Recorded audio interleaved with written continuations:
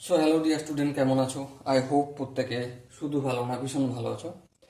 স্ক্রিনের ওপর বৃত্তস্থ কোণ সম্পর্কিত উপপাদ্যের একটা প্রশ্ন দেখা যাচ্ছে, তাই না? এই প্রশ্নটা আমরা মন দিয়ে পড়বো, বুঝবো, তারপর অঙ্কটা করার চেষ্টা করবো। ওকে, কি বলেছে দেখো, একটি সমবাহু ত্রিভুজের পরিকেন্দ্র ও হলে বেশ বি ও সি এর মান হয় option A 30 degree, option B 60 degree, option C 90 degree এবং অপশন ডি 120 ডিগ্রি। চলো প্রথমে সমবাহু ত্রিভুজ এর পরিকেন্দ্র অঙ্কন করি। তাহলে প্রথমেই আমাকে পরিকেন্দ্র যেহেতু বলেছে একটা বৃত্ত অঙ্কন করতে হবে। হ্যাঁ, ওকে। এবার সমবাহু, এটা ও কেন্দ্রীয় বৃত্ত।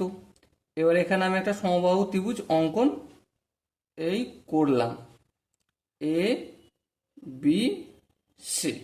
ওকে, এবারে কি বলেছে দেখো, বি ও সি, এই বি ও সি এই মানটা আমাকে বলতে হবে। এটা কেন্দ্রটার নাম ও।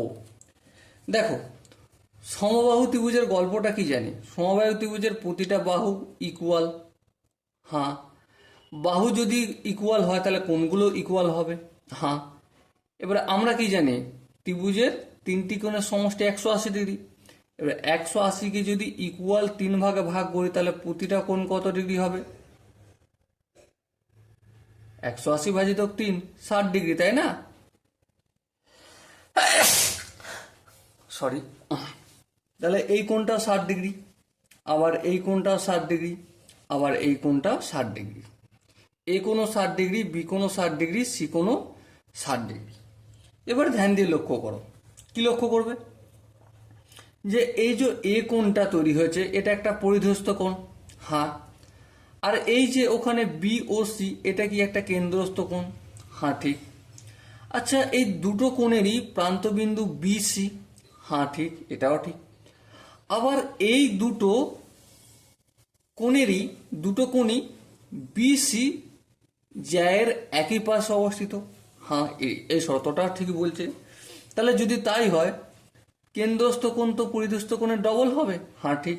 তাহলে পরিদৃষ্ট কোণটা যদি 60 ডিগ্রি হয়, আর কেন্দ্রস্থ কোণ কত হবে? অবভিয়াসলি 120 ডিগ্রি হবে।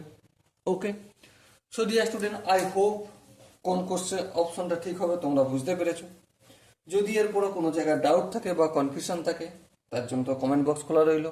ওকে, সো দেখা হচ্ছে পরবর্তী সেশনে। ততক্ষণ পর্যন্ত ভালো থেকো, সুস্থ থেকো এবং জয় হিন্দ।